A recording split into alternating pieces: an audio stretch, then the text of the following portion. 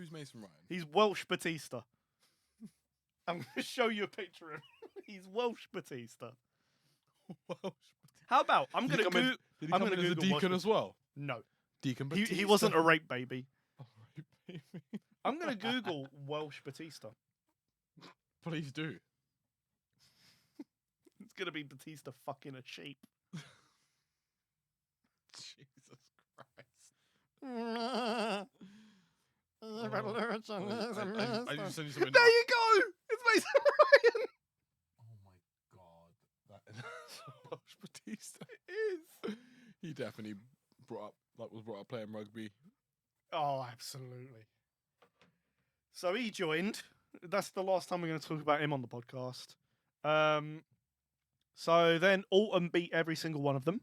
Awesome. Yeah, Randy Orton beat all of them. Randall. Keith. Then the pipe bomb happened. Then they died. See, when was the pipe bomb? It would have been about June 2011. See, I missed So the they pipe bomb. survived for almost a year. See, I don't understand the pipe bomb. Don't explain it now. I'm going to just watch it, and then we can maybe talk about it, because I do feel like at some point we need to talk about CM Punk. But I don't want to talk about CM Punk from an ignorant perspective, because I've seen plenty on CM Punk. I've read plenty. I'm still, because I'm obviously active in the wrestling sort of community in terms of like content, posts, threads, all that shit. I see so much. The split opinions, he's the GOAT, he's an asshole, he's ruining wrestling, he's the savior at AEW, he's ruining AEW, fuck CM Punk. He's what, I don't know. It's weird because when we started this podcast, I mentioned CM Punk is like probably the biggest name I know the least about. Not that I stopped watching wrestling as he started getting big. Yeah. Would have been around when he got those Money in the Banks. Yeah, like before, like as in like I said before, I remember him like I recognized his face when I first like when it was like 2012 and I saw CM Punk. I was like, I recognize this guy. He's the big name now. Oh, okay, like fair. Like Yeah. he never seemed that interesting to me, but okay, fair Did enough. you see now the Straight Edge Society? no, that's what I That's missed. going to be fun. We'll That's do what I the missed. entire I missed, CM Punk I missed, story. and I'm going to go back and watch more because I know all about the Straight Edge Society. I know how it ended. I know that obviously it was ended by Rey Mysterio beating him because he refused to shave his hair. I know all about that because I've seen Rey Mysterio talk about it, and I've seen highlights of the match.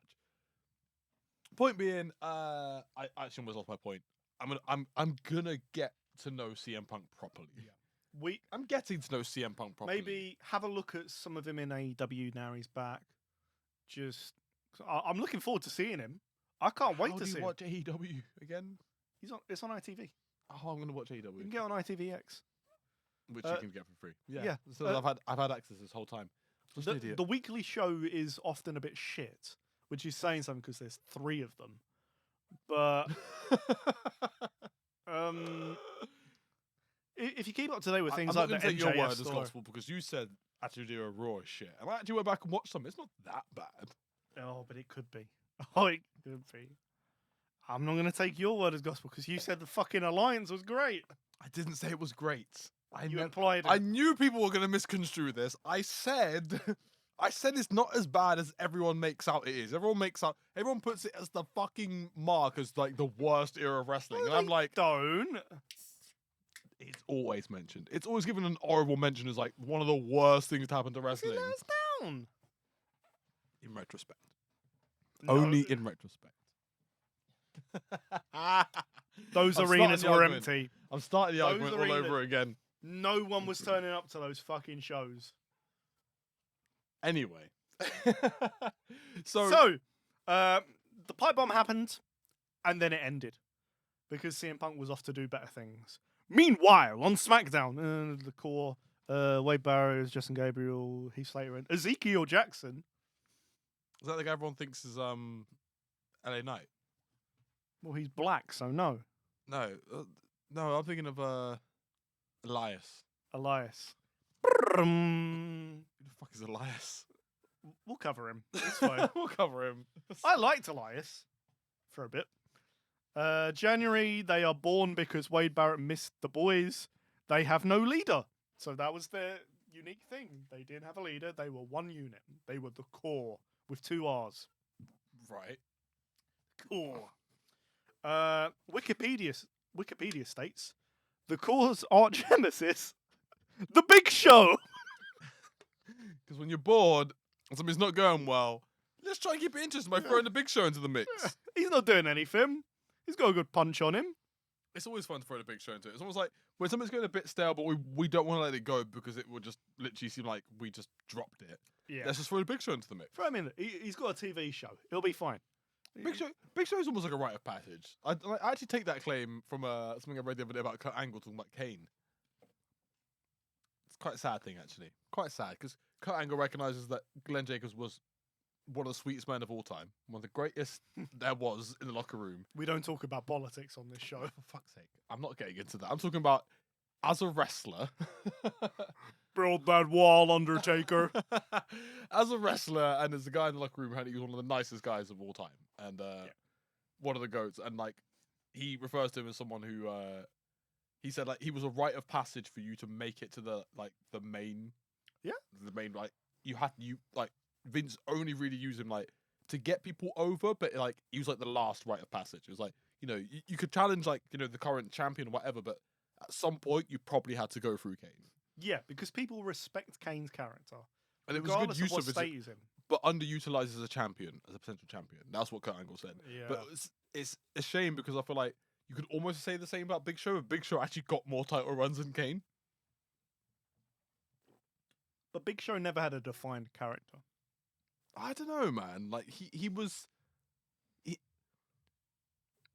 Yeah, lovely smile. Not all of them, but some of heel run show was interesting to me. Like him versus Rey Mysterio. Which one, by the way? Because he had like 20 runs. That's why That's why I didn't say heel Big Show. Some of heel show. Several heel shows. Rarely face show. Like never really cared for face show. That was a bit boring. Him crying or him being cringe. nice, like, or you know, like he was not a people's champion. Like Big Show wasn't someone you could relate to because the man's 7 foot. So he speaks for me. Yeah, like, you know, at the end of the day, it was only fun to see him either being someone who was a good heel but never seemed like he was forcing it. It was almost like, yeah, of course this giant dickhead is gonna be a fucking asshole, and like, you know, like him and Sheamus. I liked that. It seemed interesting. Like the boot versus the fist seemed fun. Him and Rey Mysterio. I know that sounds dumb out of context, but like, it's wrestling. It's wrestling. There's way worse versus stories than the guy with the strongest punch versus the guy with the strongest kick. Okay, that's basic shit. I know, but at the same time, you know, because it wasn't like the main event. It was almost like, yeah, just give these two more the reason of that. I don't fucking like you, or you jumped me after a match. Let's just like that Michael Rosen would write. It's like they just wanted to compete. It was fun. It was like, you know, better than fucking Triple H and Scott Steiner having fucking flex offs. Oh, how dare you bring that up? Yeah, I dare you. Up. Yes, you have no right. Everything is canon, Stephen. Everything is canon. I don't care about the canon. I don't care. I've had really shit times in my life. I don't think about them. I let it go. You don't like the Big Papa Pump? No. Regardless of what I think about Big Papa Pump, I don't like him having two of the worst matches in wrestling history against Triple H. They're like, how are we going to bury Scott Steiner? We're going to have the fans prefer Triple H flexing in the ring over Scott Steiner. Like, I'm sorry. Everyone talks about, oh yeah, Triple H buried Scott Steiner. I was like, I'm sorry. They buried themselves with that bullshit. That shit was so fucking lame. He's so embarrassing, Scott Steiner. I was probably about like 9 years old at the time with this bullshit. Maybe 10. And I hated that angle. Yeah. Going back to Big Show being good, because I'd rather talk about Scott Steiner. The whole point was beefing with Big Show. The next is beefing with Big Show. And I was saying, like, Big Show was always a good usage of someone to beef with because, like, he was a convincing force, but he was never like over enough that like him losing was like unconvincing. Yeah. That's why I like that's why I say he's one of the GOATs. He was a beatable giant. His longevity, his servitude, and like, I don't know, his flexibility. Like, people, I get it from like his chat with Stone Cold that like he was too green and definitely similar to Kane. Definitely should have been utilized better. But that aside, because I also actually weirdly side with Vince on the why you don't want to just keep going with the unbeatable giant gimmick, because there's not really many things you can do with the giant guy. Like, it was so bad that in WCW they gave him a smoking gimmick. He just lit up a cigarette and wrestled people. What else do you do with them? He's like, they're either so big that they beat everyone, or someone is getting over being the beastie little guy, or even just like normal sized guy for wrestling that can beat the giant. Like, that's pretty much all you can do with giant guys. So like, fair enough that they managed to get, yes, arguably many shit fucking runs out of Big Show, but he was still respectable after 20 fucking years. And we got some of the funniest entrance music ever whenever he was in a tag team. Well, big. I could have kept going, but we'll get cancelled. Yeah, stop it. So Nexus beef with Big Show, and I imagine they eventually beat him. Imagine it took like 5 members of the Nexus to pick up the Big Show and throw him through something. Well, who cares? Because tell me that was a spot. Well, tell me it was a spot, Steven. Otherwise, I'm never going to graduate as a smart. Well, I don't care because I put they win belts by June. They're done. By June, they're done. That's the core. Fuck the core. Done. We're done with it. I've had enough. I'm only pushing 3 of them now. Well, there was 4 of them, and Ezekiel Jackson got one of the biggest pushes there. So who? Exactly. The black one.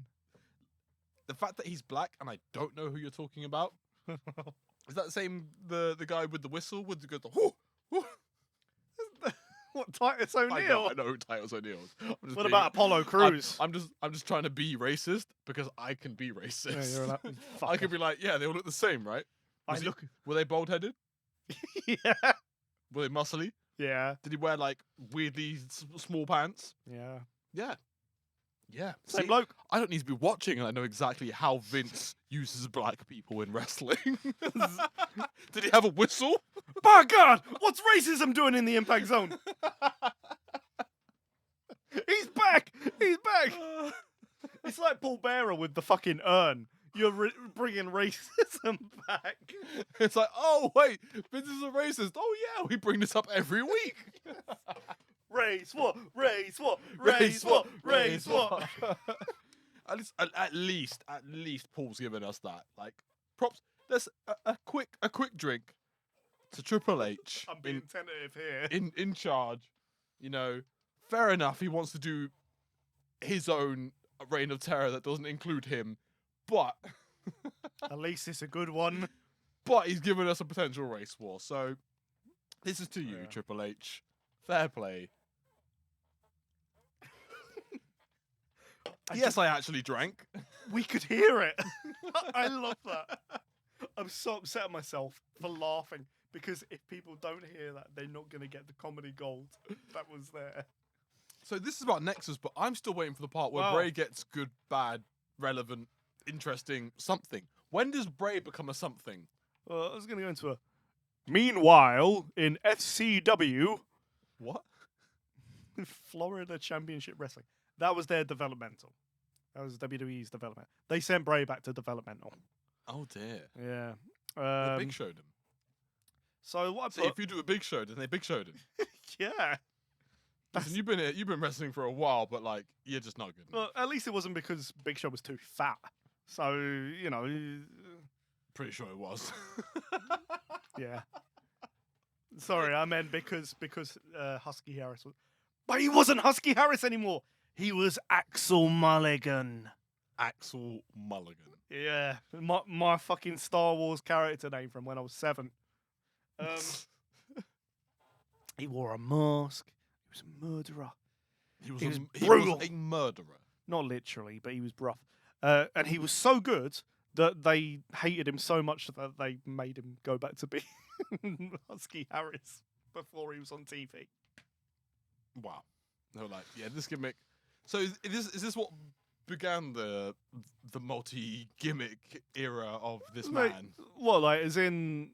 they're like, okay, Thingy this, Rotunda. And then he tries it, and they're like, yeah, dude, don't stop doing that. yeah, this is awful. What the fuck are you doing? Do something else. Meanwhile, the crowd's going, what? Bring him back. That was so good. That was the worst match you've ever seen. What are you doing? No, bring him back. So he, as I've written here, FCW hates him so much they revive Husky to feud with Bo, his cousin, over women. Classy. Yeah.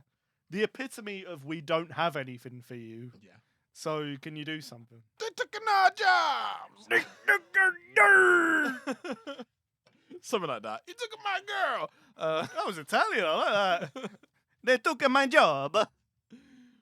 Fucking bastard. And this is in Florida Championship Wrestling. Yes. However, is that even televised? well, it's dead now. In Florida. Well, with characters like Axel Mulligan, of course it's dead. But he was kind of doing double time because by this time, this would have been about 2012. So NXT was actually real NXT by that point. It was a developmental program. So they moved him from there to there. But he didn't go over as Husky Harris. He went over as Bray Wyatt. And he started on his own. And he was greasy. He wore like the big Hawaiian shirts. He was slow. I think I might have seen this. methodical. It's like blue Hawaiian shirt, pink flowers. Yes. And his entire thing was that he was a cult leader. He was deranged. He was... Is that why he has the worst named finishing move I've ever heard? What, Sister Abigail? Yes. Yeah. It's stupid. It's the worst named finishing move I've ever heard. It's the worst match type of all time as well. Sorry. We'll come back to it. We'll For come back fuck's to sake. it. We might need to come back to everything because I need to go for a pee. Like I need to as well. I need to get that shot out, Sister Abigail. So Shitting on where we Sister were. Abigail. Fucking hell, I'm impressed you remember that. I try and blur her out of my mind every time. But in fact, it's a cool move. It's just shit. That's what I mean. It's the worst named move of all time. The Yeah. move is fine. It's a shit version of the Crossroads, but you know, which itself is such a shit move that he has to do it 3 times to put anyone down.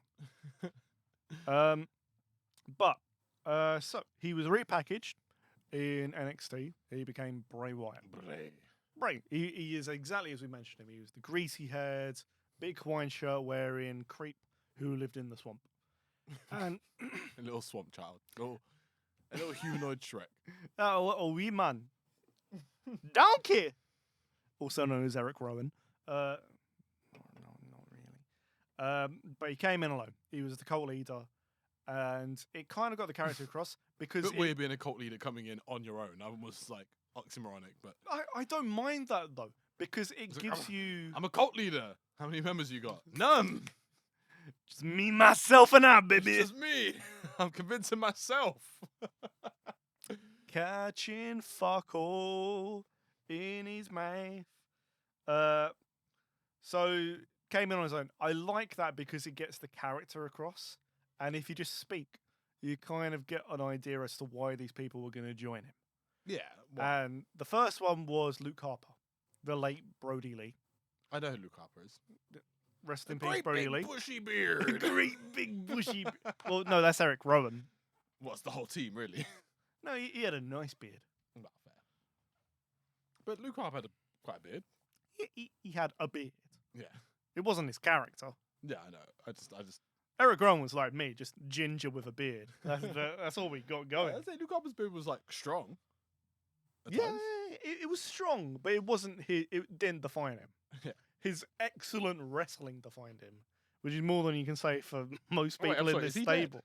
Yes, he died 2 years ago. What? Yes, Oh man, this gets to add to my all wrestlers die, man. it was way too soon. Holy shit, he's dead? Yeah, he was doing really well in AEW. Like, he was doing as well as they fucking should have treated him in WWE. Man, I've seen And clips we of lost him him. like shooting on wrestling like literally the other day. I didn't realize the guy was dead. Yeah, because why would you expect he's dead? Like, right? I found out I was playing the first fucking Uncharted game again. I couldn't tell what was worse. That or this rip off of Tomb Raider. So no, it's genuinely. I'm Fucking saying, what drummies. did he? What did he die of? He was in hospital for quite a while. Like I think it was either a lung or a heart problem.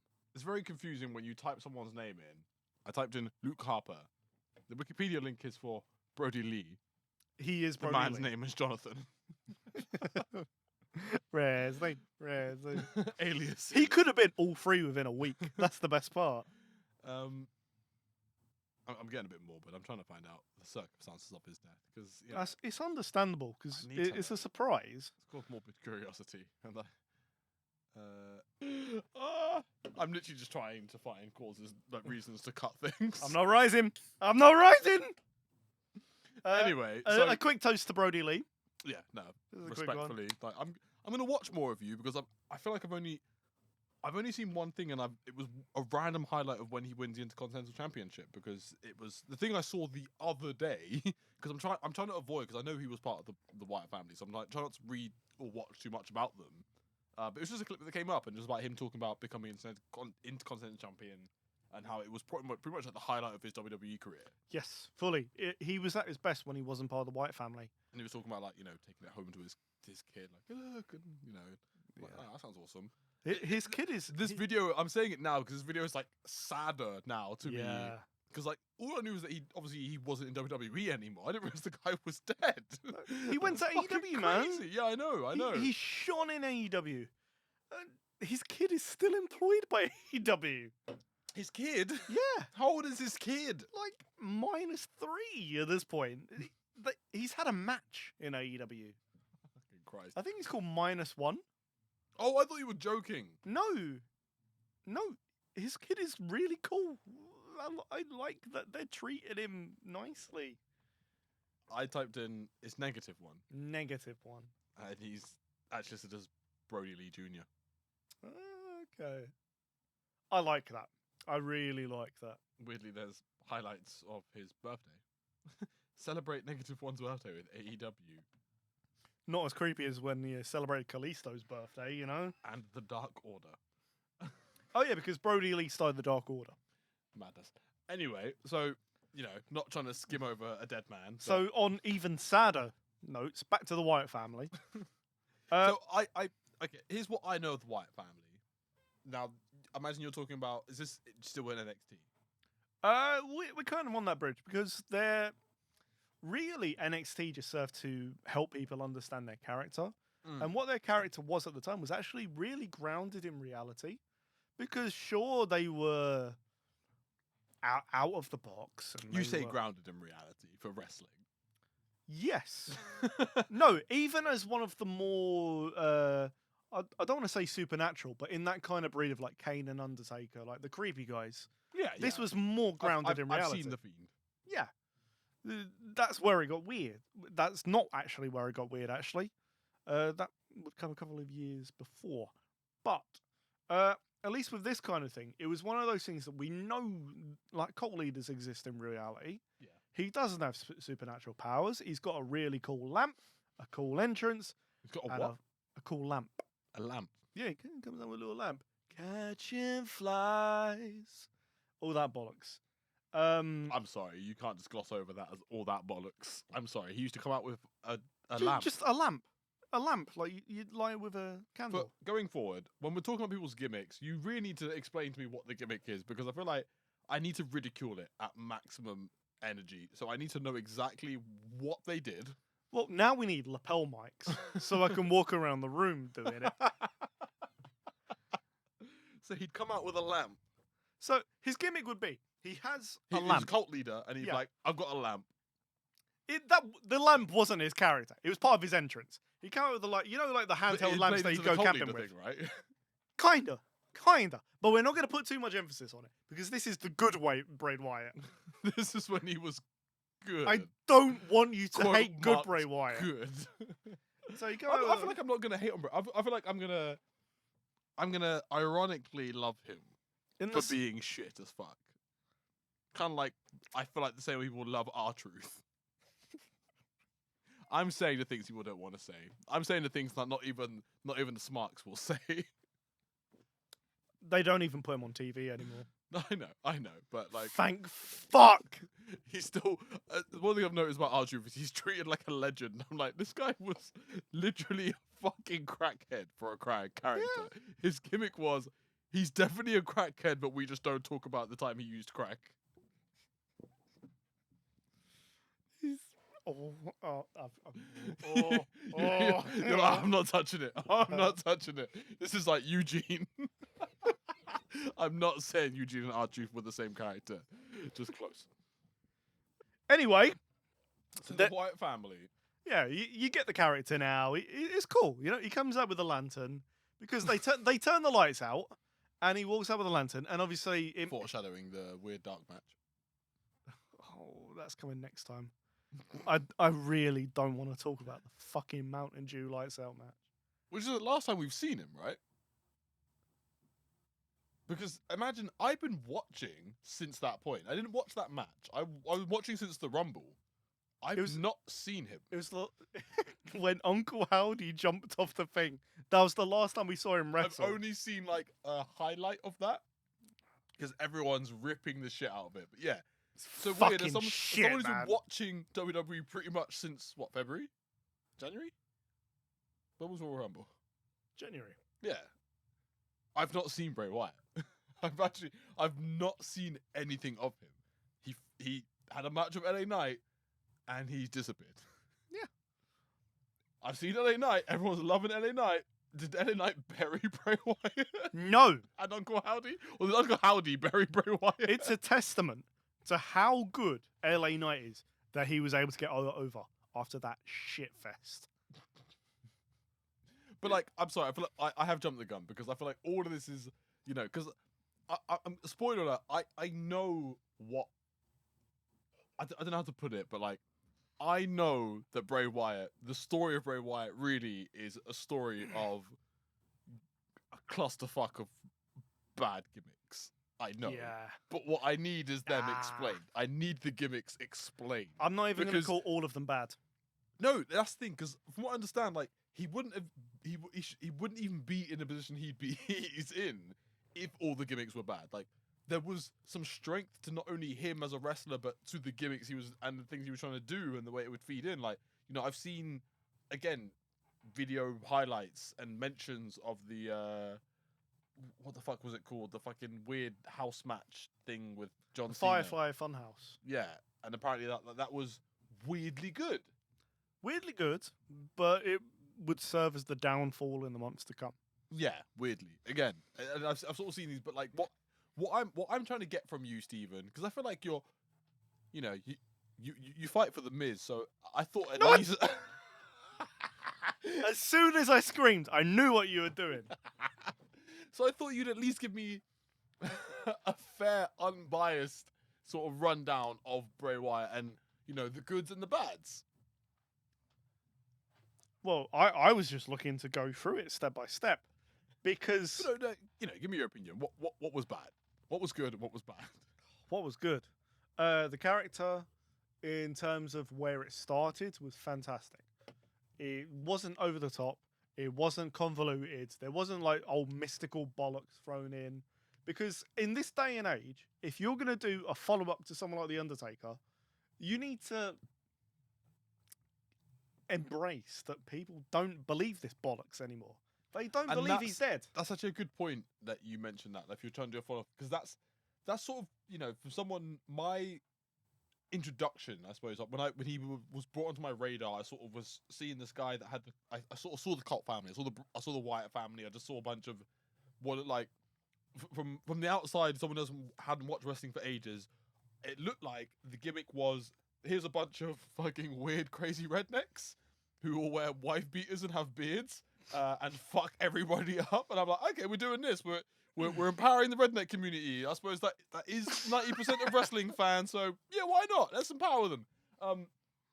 And it made sense. And I was like, okay, fair enough. I was noticing this in around 2020, 2021, or maybe a bit earlier. And I was like, okay, weird that this is going over now. Again, this is like similar to something the Viking Raiders of like, this probably would have sold in like the 90s. So cruel to compare his legacy to the Viking Raiders. Haven't watched you wrestling. sick No, cunt. I'm saying this as someone like who's trying to be smarky but also hadn't watched wrestling properly for 10 years. Like I said, Okay.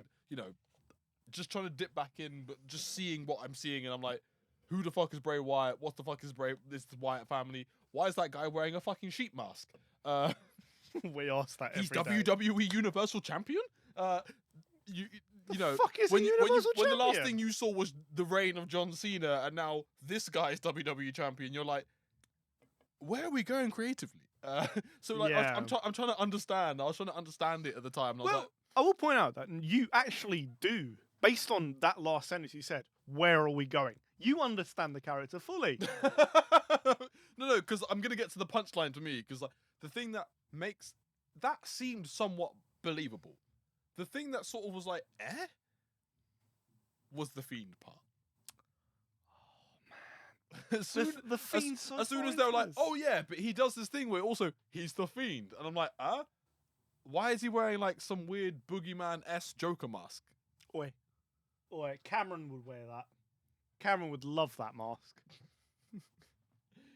It's weird.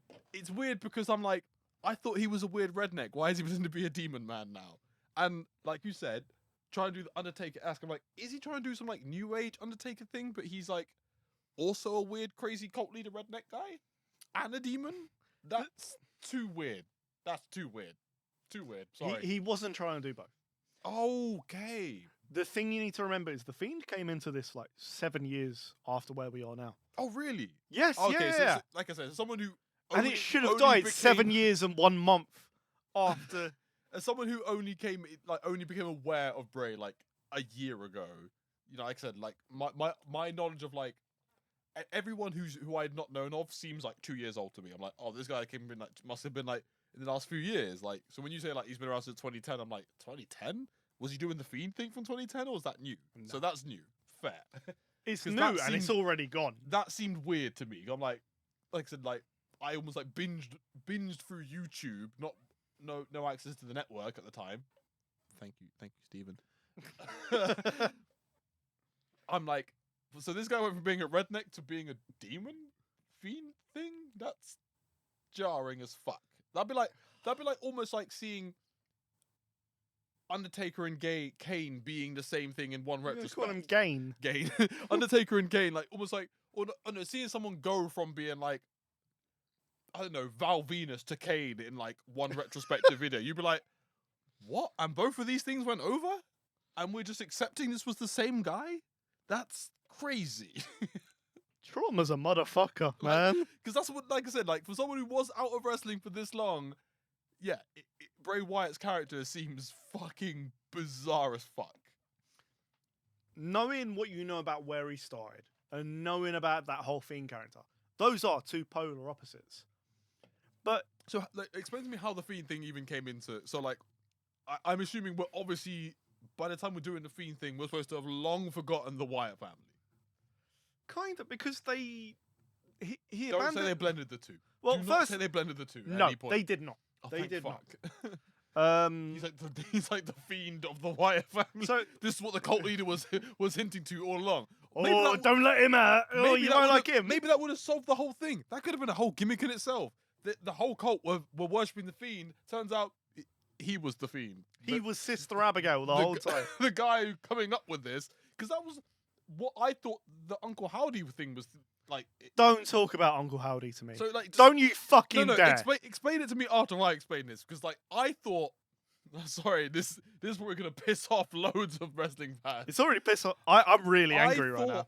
thought the cult, the Wyatt family cult, and the Uncle Howdy thing, because man's name's Uncle Howdy, were related. I was like, No! yeah, that sounds like some redneck crazy demon uncle thing related to the Fiend and related to this weird cult that wears sheep masks. Yeah, let's stretch the imagination and say all these things are related. Sister Abigail, Uncle Uncle Howdy, Howdy, the Fiend, the sheep mask. Like I said, if Brown if Snowman. you've not watched anything and you're just trying to, you just see this guy with the WWE Championship or Universal Championship, and you're like, okay, he must be important because he's holding the belt. Let me quickly just deep dive. Oh, the Fiend. You realise how it all seems fucking batshit. Yeah, he's got a belt which has his own face on it. It's fucking mad. It's mad. It's embarrassing. So I'm like, how good is this guy? And everything I hear is like, he sucks. I'm like, well, how did he get to be the Universal Champion then? When he was the Fiend, the booking of him sucked. Because when he came in, he did this whole Firefly Funhouse like little show. And it was him in a little Mr. Rogers sweater. And he'd sort of do a little, we're really glad that you're our friends, and something like that. So it's like Mr. Rogers, but if like a demon possessed him. But okay, so just so trying to follow the kayfabe. Are we, as fans, are we treating this in a sort of Undertaker going American Badass back to the Dead Man type thing, or is this more of a Mick Foley Mankind versus Dude Love type thing? I would have gone the Mankind route. Yeah, so like, I fully believe this is in his head. We are obviously outside of kayfabe, this is the same guy because the internet exists and we can't avoid it. They fully acknowledged that the Fiend was his alter ego. Yeah, it was fully acknowledged in kayfabe. When you say alter ego to the cult leader. No, the cult leader's dead. Okay. He's gone. We've gone through like so three gimmicks We've here. killed the cult and the cult leader. So the whole Wyatt family thing is dead, long dead by this point. So we've had the Wyatt family. Then he becomes the Eater of Worlds. Then seen this, yes. He rejoins the Wyatt family because it wasn't going very well. Like, listen, none of us are going over. Let's go back to the Wyatt family thing. Then he does the Matt Hardy gimmick. See, delete. this is what happens when you skip all of my stuff.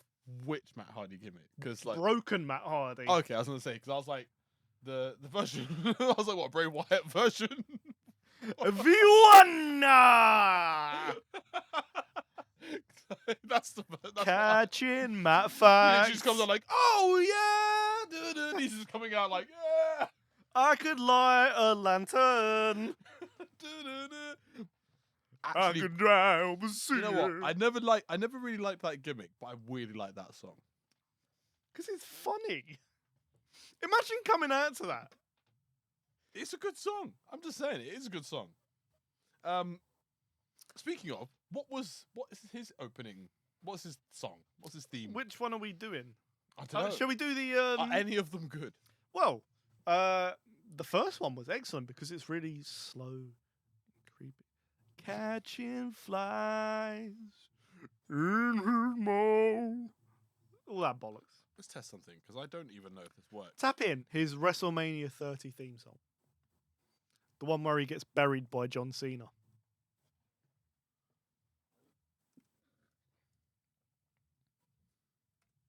Because it's a live performance in the same vein as Motorhead. So it's fun. But oh, there's the lantern. And he's wearing a trilby like all good incels. M'lady. And there's a guy in a sheep mask. Oh, he blew out the lantern. But he's going to come out with it lit now. And now there's a guy in that, old school Dr. Bird mask. Yeah, thing the Plague Doctor. But it's a live performance. It's a good song, man.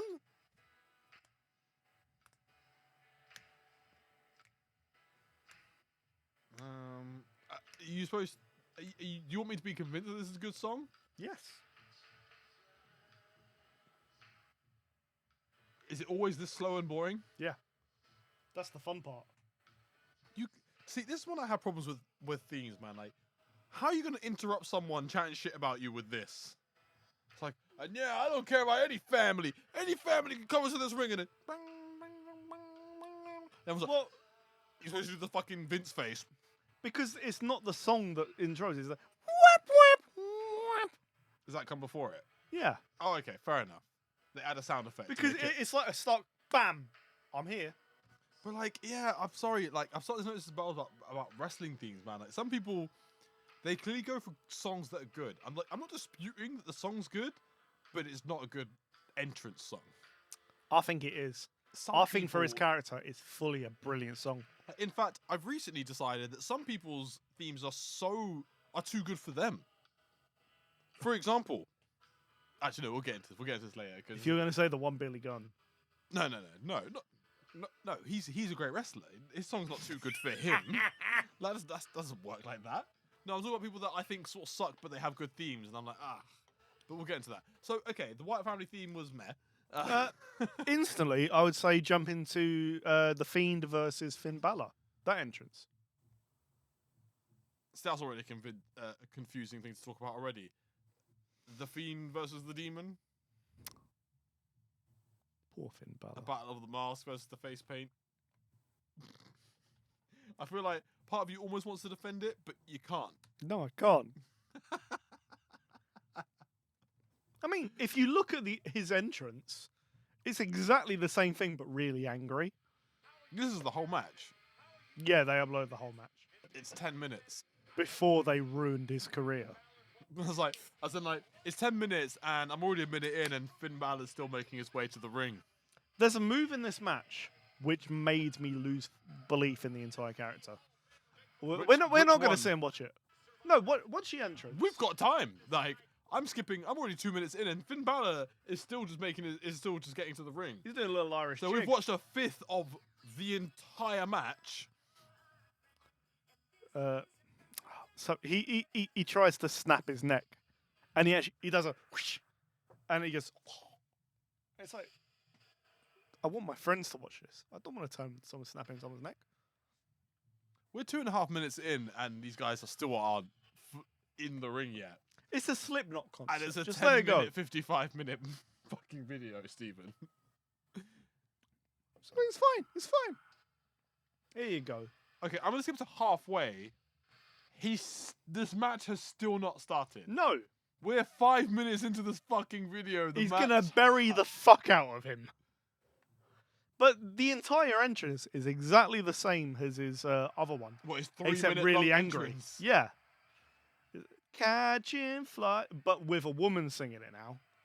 And it's really angry. This is the debut of the Fiend. A debut match. As in, like, obviously, like, we know it's Bray Wyatt, and we know Yeah, of course. that he's going to use the exact same moveset as Bray Wyatt. No, he won't use the same moveset. Don't lie to me. No, he doesn't. He tries to snap his neck. That's really embarrassing. The one thing I've got a lot of. I've just saw the next snap. The next snap.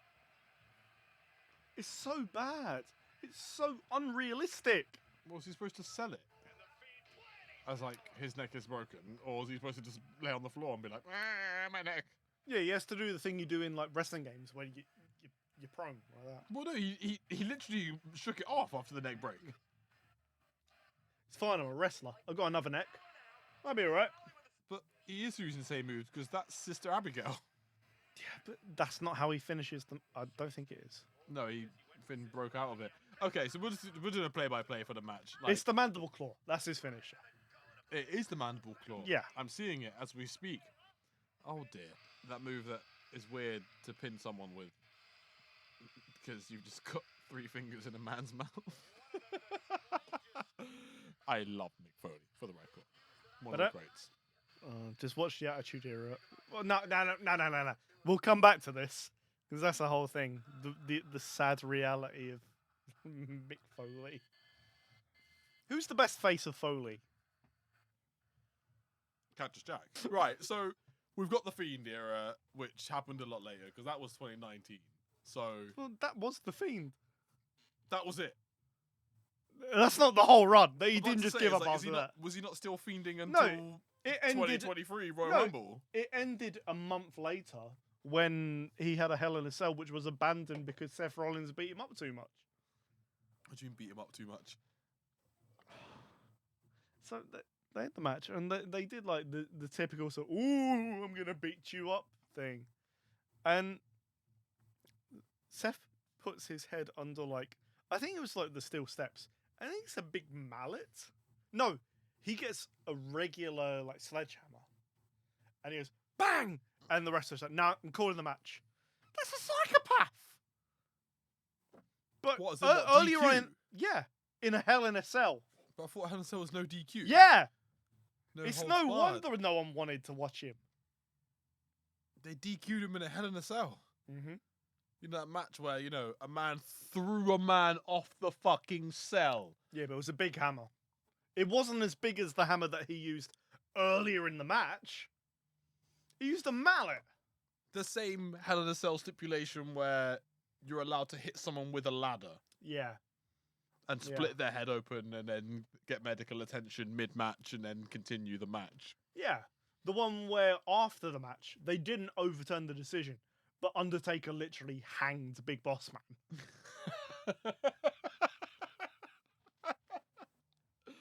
Fuck, man. Ah. Okay. It's So when does he get good? I'm looking through my notes and I'm struggling to see. You're like, I'm struggling to see where it is. But this is where I start to fall into like pity segment because I'm sort of like, it sounds like, and you know, I always give like performers. I try not to judge people by the gimmick because sometimes people's gimmicks fucking suck, and it's purely their idea as well, so it's their fault. They're all his idea. With Bray, I've always got this feeling that like here's a guy who obviously fucking loves the business, loves the gimmick side of the business. Because you get guys who clearly like, I grew up and I just love the characterizations of wrestling and things like that. So here's a guy who clearly loves like story-driven characters. Clearly is being pushed hard enough that he's like good enough to be above a mid-carder, but for whatever reason, either the gimmick doesn't land or there's not enough faith in the gimmick that the gimmick gets ruined. They give him a chance, and then either they get cold feet or the fans get cold feet.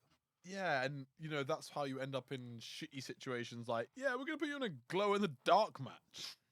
Like, you know, we're giving you a chance. You know, maybe fans will like this. And he's they do it. This wasn't what I wanted. They do it, and then 2 weeks like, oh, this is gonna be shit. We need to get a sponsorship. Matt and Drew will do that shit. Like, yeah, just to justify doing this match. And he's like, but I don't want to do a glow in the dark match. I want to do something cool. And it's like, yeah, this is about who you're gonna get. No one wants to do it. And now you're gonna be on TV for the entirety of Zach's watching time. So, you lucky bastard. I'm gonna go for a slash. What I will say before you disappear is like I'm now morbidly waiting for his sudden return and the big pop for Bray Wyatt. Well, there will be the big pop, and I might even pop with that. I'll be like, hey, here he is finally. That's why it's all we root for Bray Wyatt because like he has ideas. He has this kind of creativity, which like. You want to see him just write a fucking monster movie? I think me, my friend. We kind of jumped from the start of Bray Wyatt to the end. Yeah, like, and it's one of those. Like, I feel like these. I start recording before you've. We are recording. Perfect. I sort of propose these as sort of like give me a retrospect on this guy, but if anything, I want you to fill gaps in and convince me that I should respect this person more than I do because I don't respect this person. Bray was sort of on the cusp of like, I feel like I'm willing to respect Bray's efforts because I get a Hurricane vibe from him. Oh, that's bad. No, I'll give you my explanation because I know most people will just shit on the Hurricane. I'm like, you know what? As lame and dumb as his gimmick sort of is on the surface, I respected his commitment and how seriously he took it. And actually, Gregory Helms is pretty well respected in the wrestling community. Yeah. Longevity wise. And in general, like, you know, he was never a bad wrestler. You know, his gimmick was long lasting. The superhero gimmick was long lasting and dumb. But you remember where he came from, where he pretty much was like a very boring straight wrestler from Was he in Free Count? He was in Free Count. Yeah, he sort of just came from he was like just another white-faced wrestler. And so he was like, you know what? I'm going to be the one guy just going to be a fucking superhero.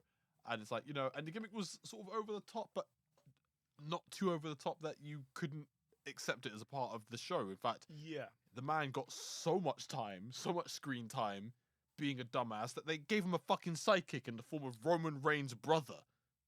Oh, I was going to say Molly Holly, but fucking Umaga, yeah. No, it was Rosie. Oh, was Umaga Jamal? Rosie. Man, Rosie. Yeah, but Rosie became Umaga. No, Rosie's not Umaga. Rosie and Umaga are two different people. So it was Rosie and Jamal. Rosie is actually Roman's brother. Jamal... I think they were all related, but yeah, Jamal, Rosie, and Umaga are all different people. Umaga was Jamal. Oh, sorry, yeah, maybe. Yeah, no, you're right, yeah. No, sorry, Jamal...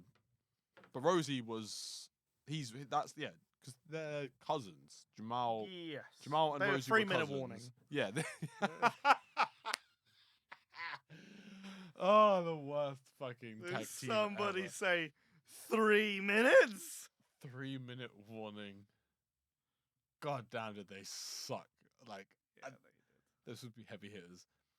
Point being, like, I put the same sort of respect on Bray, but in fact and it's weird because similar to like what I was saying about the Miz before. It's like I'm obviously getting the impression and like the response I get from mostly Marks, not response, but the feeling I get from mostly Marks in comment sections is like I'm supposed to respect this guy. I'm supposed to like actually treat this guy almost like, okay, not like your Rocks or Stone Colds, but like, you know, he's almost like Kurt Angle level respectable. Like, this is a guy who's been around for a while, been the WWE. He's had the top titles.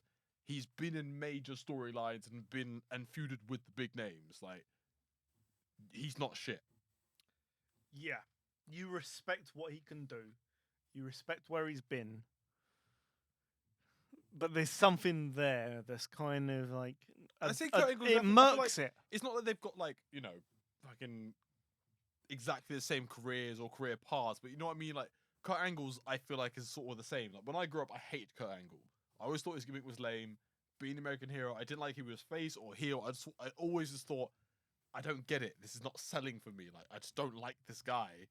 But 20 years later, now growing up and being like, you know what?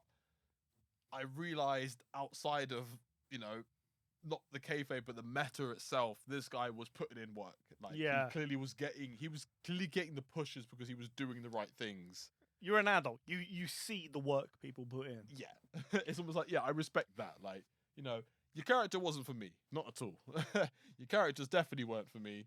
You know? Fucking agony to watch. You know, the Olympic hero, the fucking redneck cult leader. Yeah, not really gimmicks I was ever going to go for anytime soon.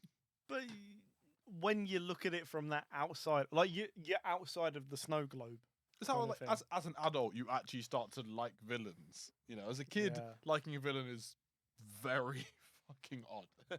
It's almost like if a kid tells you they love Thanos, and a 6-year-old's like, I love Thanos, you're like, uh-oh. Whereas, Does like, your mum know? a 20-year-old telling you they like Thanos, you're like, yeah, obviously you understand where he's Yeah. coming from because you're a grown-up and you realise that, population's a real issue. It's that knobhead who thinks that fucking Heisenberg is the hero. Yeah. Skylar's a cunt. She's a woman. It's not a misguided appreciation. It's actually genuine appreciation. And that's what I mean. Yeah, like someone like him, I appreciate him now, and I'm willing to put the time in to watch some of his stuff. I'm still not buying The Miz, for the record, because in all my watching, I'm almost subject to The Miz, regardless of liking him or not, and I'm still not sold. I'm still just like, you're coming up to when they try and push him as a good guy. Those are the worst he is for the Miz. Miz they're TV horrible. is really not really helping the Miz case. For me. It's a shit version of Jericho's highlight reel. I'll be honest, it is. Same with the Grayson Waller effect. Oi. We love Grayson Moore on this podcast. See, Grayson Waller is like the new Miz. I'm like, why are you defending this man? Nah, Like, nah. Similar to like when I said about the Miz, where I'm like, I'm shitting on the Miz, and I'm getting all the people that I thought would jump on it, shitting on him with me, are like, nah, we don't do that, bro. You're giving me that with Grayson Waller. I'm like, why? I'm like, Because Grayson Waller can wrestle. why?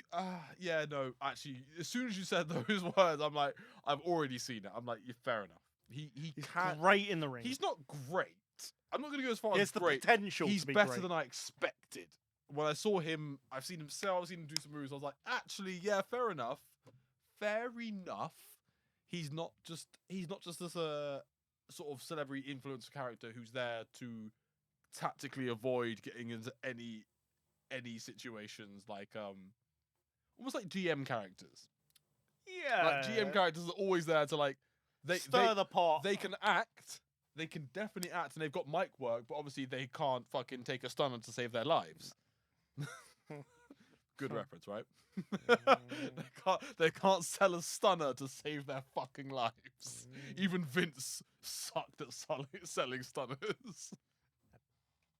I just out of nowhere, just creating a whole category and a whole different fucking subject for us, but like, it's almost like we were gonna do a thing about like who was the best salesman, who's good at selling. And I was like, it's almost like that should be the benchmark for being a salesman. How well can you sell Sell a stunner. the Stone Cold Stunner? Should we do a tier list? Who sold?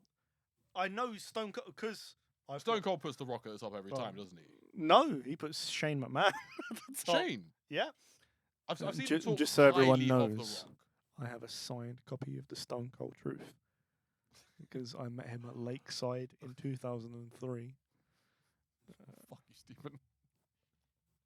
I shook Stone Cold's hand when I was 7 years old. You were too young to appreciate what he was doing. I could smell how he'd beaten Deborah.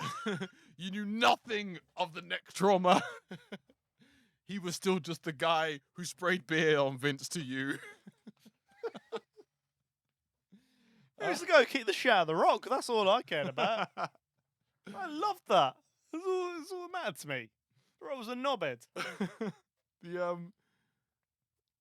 Yeah, like I said, I do think you're right. Going back to what the original point was like, have we covered the Bray thing well enough? I do feel like you have, and I'm gonna go into watching Bray at some point because I'm gonna inevitably see him, and you've given me good context, so thank you, You've done your job. Now tell me you've got that. Tell me you've got it's such good shit. Oh, I can. I'm gonna do my own summary, just so I can sort of say that actually I think that when it comes to the Miz, even Wade Barrett, you're gonna defend these motherfuckers. No, I am not. I am not. I am going to springboard us into a new generation, which is not good when wrestling is involved. But you look at Miz, you look at Barrett. I think it's going to be quite interesting to look at now. You know, sort of the polar ends, like the really like exciting points of their career. To look at those midpoints, because those are sometimes the ones that kind of have the most creativity behind them, or perhaps are the most out of the box. So if we look at, just to give you a couple of teasers, you got like the Deleters of Worlds, which is Matt Hardy and thing. I can't wait to look at that with you and trying just to be meta characters. It's embarrassing, but it's interesting, you know, because that was 2018. It feels so long ago. It really does. 5 years ago in wrestling. Yeah. In life, in fairness. Like, you know, like I said, speed running Raw, and obviously I jumped a massive gap. I did like 2000 and when was the fucking? Because you know, I actually realized I've already started my speed. I started my speed run in 2012 ages ago. So because that was when Masked Kane came back. Yeah, and they threw Zack Ryder off the stage. Yeah, and like that year started. The year started with him beefing with Cena, like tormenting Cena. Rise Above Hate and all that bollocks. Yeah, all that shit. It was so Angry shit. Cena, embrace the hate. He's gonna give you an attitude adjustment, but he's gonna frown when he does it. To it ending with, you know, The Rock coming back, CM Punk. Well, CM Punk was already a champion. Yeah, there's a lot of things, but I again, the side is hitting me because I'm actually forgetting where I started. Insane. The fucking point being, I'm saying those words without actually having the point. The point being, shit, we fucked up the podcast. Oh, fucked it up. You work it. How we? Right. We need to get this done. There's a 3-2 to 1 record on this. I'm on 3. You're on 2. Olivia is on 1. Olivia, who's not even here now. So no, like, she'll be back. But it's fucking impressive. She had one chance. She took it. But we don't have time. We have to do this. If I lose now, she could come back and actually catch up, which is sad. Sad because she's not even. I wouldn't even class her as a mark. She knows nothing. She knows just nothing. She doesn't even know who Vince McMahon is. She knows nothing. You don't know shit. Anyway, so but it's time. It can only be one thing, can it? It's time for It's such good shit. Nah. Right. I'm not going to play any mind games because that'll backfire on me. It has done the whole season. No, you gotta go straight in with it. Just pitch one, Right. pitch A, and pitch B, and let me choose. And I'm obviously gonna ask questions that you're gonna misleadingly answer, but I'm not smart enough to handle those. So you've done a good job. You've done a good job. that's not the point. The point is that I win. So we got two options, as we always do. As I've written this week, it's such good shit, baby. Number one, you're aware of the wrestler Raven. Yes, of course. Yeah. I saw a really good joke. I'm tangenting immediately, and I've forgotten it. So, Raven. Just stop it. No, it was a reference to someone. Someone said that someone came through looking like Raven at an event, and I can't remember what the event was. And it was funny because they did look like they were dressing like Raven. It was at a SummerSlam at some point. Was he wearing the kilt and shit like that? They're sort of like in a skirt, and like I don't know, they just look a bit like Raven-y, but it's like it's a wrestler who's nothing like Raven at all, and it's like 20 years on from like relevant Raven as well. Oh God. So Raven. So Raven. So in mid 2001, they kind of had that lull in the company where it was they were between What you mean, the invasion? Before the invasion. Before that. And they kind of looked back on what kick-started the Attitude Era. And they kind of fancied doing the whole Brian Pillman thing again, which was where he had the gun. That thing that, you know, they almost fired him for. Yes. But they had, 5 years to learn from that? That thing that Stone Cold denies accountability for. I didn't know he had a gun. Your best mate. Don't I have a gun. Don't bullshit me, Steve. You knew. You were in on it. You bastard. If you want me to get shot in the leg, give me a hell yeah. What? What? I beat my wife. You bring this up, right? Because we shouldn't forget this. We shouldn't forget fucking woman abuse. That's why he's not my goat. He's your goat. Not your, but I'm talking to you, the people. And He's that's your why goat. I don't. He's not my goat. Neither's John Cena. In about 2 weeks, I'm going to look like him, so I can't complain. So Raven. They look back on the Brian Pillman thing, and they thought, what if you go into WWF New York with a gun? What, just backstage or like in the ring? No, there's no ring. Do you know WWF New York? As in like... No? Like the world. Like the thing where they'd be on the stage. Oh, yeah. Fuck. So he was going to go on stage, and he was going to look down everyone. Mainly himself, but he was going to look down everyone and just do Whip out a give gun a and be threat. like, oh, I'm crazy. I'm Raven. I'm Yeah. barely relevant. Give me a push. I'm not a jobber, I swear. They were going to go for it. Fuck. What year was this? It was 2001. 2001. Okay. Of course it was 2001. It was right after that. Like, like the two-man power trip. So wait, when was the Pillman gun thing? It was like 98, wasn't it? That was 96, I think. Was it? That was pre-Attitude Era? It was before Austin broke his neck. Oh, because wait, he like died 98, didn't he? Like 97. I want to say 97. Yeah. Fuck. Yeah. Fuck. That really was early on. Because I always think, I remember like Brian Pillman, like he was basically before my time, like way before my time. Not way, but he was before my time. But it like, says a lot that we know his name. Yeah. And I remember like learning more about the gun angle because like weirdly like I sort of had memories of it as a kid, like maybe like some sort of weird highlight, and maybe I'd seen it on YouTube early, but like weirdly it was only highlighted to me that was a problem for WWF at the time, like a couple of years ago. I was like, oh yeah, of course a man bringing a gun on live television was an issue. They're on Fox Kids at this point. I'm like, why was that so bad? It's America. Like, I'm just this British kid. Like, that's Walmart. That's normal. Like, Americans brandishing guns. Yeah, like that's the standard. Like, why were they so upset? Like, not realizing. Oh yeah, he basically pretended to do a home invasion of Stone Yeah. Cold with a gun. I was They like, cut oh yeah, it that's right not there. cool. And like they actually they cut it. It Yeah. wasn't oh fade to black. No, they were like, what the fuck? Hit the red button. Hit the big fucking red button. End this. Take this off air now. Why Shit. if Hillman got a gun? Jim, get that bass line. Ba-doom, boom, boom, boom, boom, boom, boom, boom, boom. Ba-da, ba, You've been ba. watching Raw is War. Thank you for tuning in. Next week, we'll find out what was going on. Goldust will wear a ball gag. Okay, so they want Raven to do the thing, but like even more real. you Yeah, know. they wanted him to be in public because it wasn't going very well for the world. It Fucking never is hell. going well for the world, is it? Okay, but what's our other option option- B from the mad mind of Vince? So Vincey. it was for Harlem Heat. You know Harlem Heat.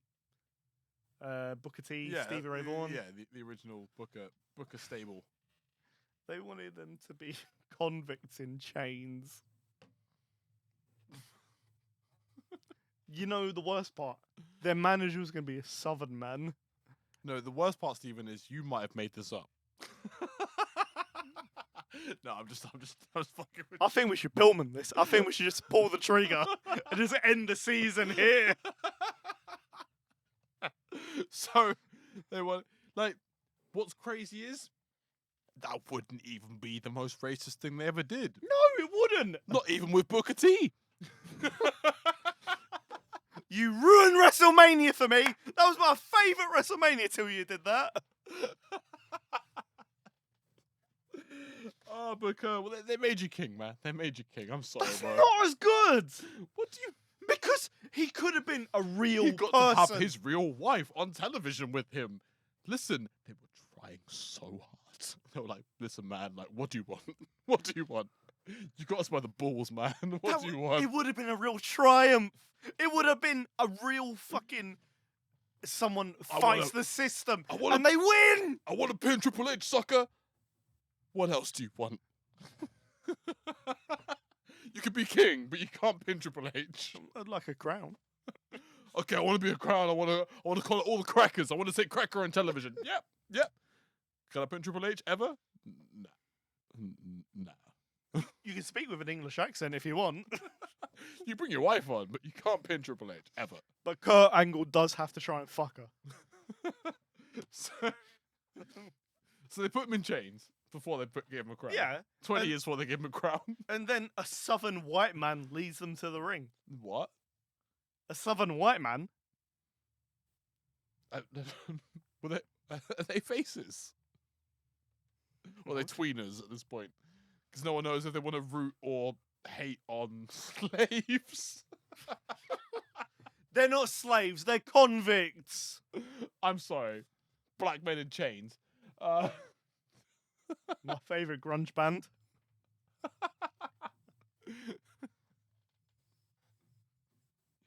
Oh, I'm trying to think of a black version of Them Bones, but I can't think of it. Them Tones. I feel so alone. Oh God, I feel like. Okay, Them whip marks. so I'm gonna start breaking down my decision-making process on this one because I feel like if you've made up the second choice, you're playing into my not me being black. You're playing into the I know the Vidor man is racist as fuck. So black convicts as a gimmick. Listen, you could line them up to be beefing with the big boss man. he can Nightstick he is can here. he can beat them in a match officially and then beat the shit out of them with his nightstick after the match, you know, mirroring some police brutality. Oh. Oh, I can't make a joke. Add Oh. me to Team Creative. I've got the mind for it. Even the stuff you'll never air, I've got the mind for it. Hire me. I'm not even allowed to talk at this point. You're ashamed of me, but you're also proud of me. That's what you're afraid to say right now. Don't make it worse. Don't. Like, you're vouching for me in your mind. You're like, fucking hell, this guy's brilliant. I'm picturing race wars, police brutality. don't give a fuck. This is good shit. I should have got Gary on. Fuck. Not even Gary be this bad. Fucking hell. He'd start swinging. Right, I'll give my decision. I really wanted to seem like I was considering more. I'm always forgetting the first gimmick. What, the Raven one? The fucking Raven man with with a the gun. gun. Okay. Oh man. See, part of me thinks surely because the first time they did that, they wouldn't even attempt to do that again. That's crazy. That's crazy. But at the same time, I'm trying to do meta here. I don't know if you would risk me knowing about the Brian Pillman thing or not. I don't know. I don't know if you consider me that much of a smart yet. So, trying to win points and outthink you, because that's all I'm trying to do. I'm not even thinking Vince Knight now. Now I'm trying to outthink you.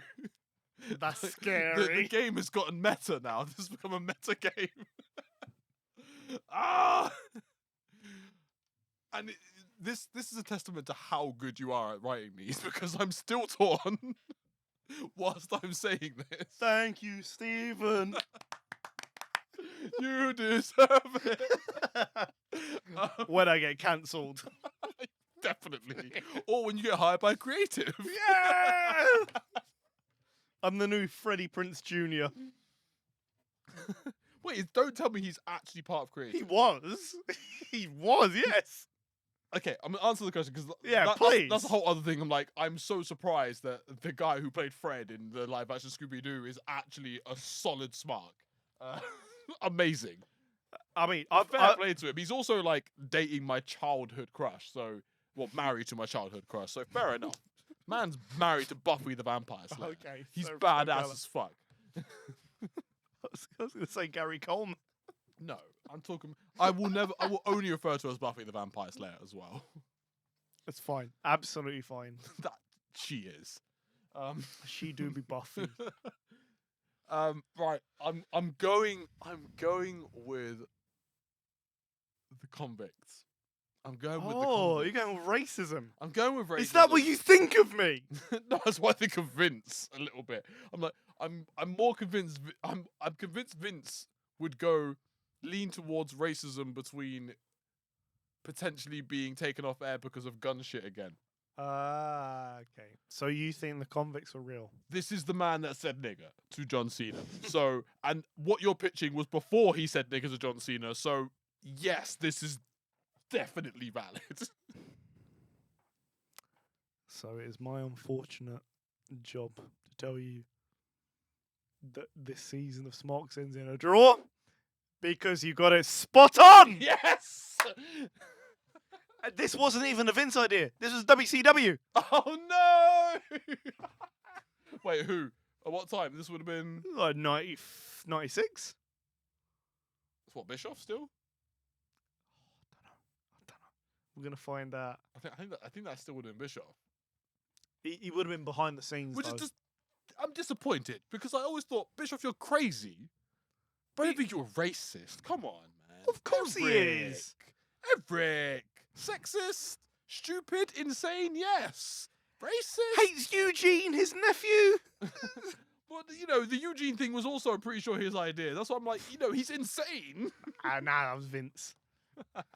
Hey, Eric, imagine if your kid was disabled.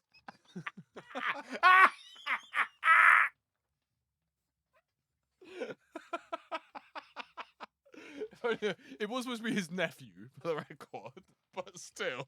I'm not doing the laugh again. I'm not for his nephew. It's still a funny scene. I can still imagine it. It's like, listen, I'm going to keep you employed in this business, but I'm making you a heel. And I don't mean just your average run of the day. I'm going to make them hate you so much, I'm going to run your picture before the show starts just to get the crowd booing you before we've done anything. Boo the fuck out of you. They boo you before we've even run the opening credits. Because that's what I do when I own my competition. I own my competition. It's such good shit. He's truly a villain. The man is truly a villain. Oh. But yeah, it's been. We need to end it. We need to end this. Oh, we do need to end it. But I have to say, I think this has been a blinding season. It's been great. Literally, because no one's been able to see our face because we keep forgetting the camera. Yeah, the camera thing. We'll come up with higher production value. Maybe even, the second half of the second season might even upgrade the studio. Like, Oh, that'd be exciting. when I can afford to, and I'm basically looking for discount. I'm going to find a place where we can get some cool studios to record in. Cool podcast studios. If you get the logo up on the walls. I might even buy a second camera so we can actually fully record this. 2 cameras. Can you imagine 2 cameras? So you can forget both tripods. Yeah, so I can fuck up doubly the How about amount. I buy one, you've got one, and then we're evens. Yeah. It's Although the right thing to do. I feel like it's double the amount of space to fuck up, but But then we can blame each other. There you go. fair enough. It won't be my fault. Well, yeah, that's pretty much, yeah. Like, we'll be back with more Wyatt family and other shit. I might even know more. Like, maybe. No, that's never happening. I'm never educating you on anything. No, I think you will, and I'm looking forward to it. And we're actually going to have some people come in, and they're going to educate us. Oh, the Gary Rose experience is coming. Gary's coming. It's coming. We'll get a proper episode out of Olivia. We'll get a proper episode. We're going to have an episode with Isaiah. Isaiah, great friend of the podcast. I'm also going to drag my best mate up. My best friend, Dave. I've mentioned it to him. He's coming up. He's down. That's going to be... I feel like that's an excuse to the screw job. I really want to do the screw job with him. There's going to be a special occasion for it. And if it's him, I look forward to it. Also, Dave can drink beer. You're going to want a third box. And I'm going to have to up my game because he can drink with you. And yeah, it's going to be very fun. We're going to have a very fun episode with Dave. This is going to get... it's going to get combative. It will get messy. But yeah, good night for now, motherfuckers. Thank you for joining us.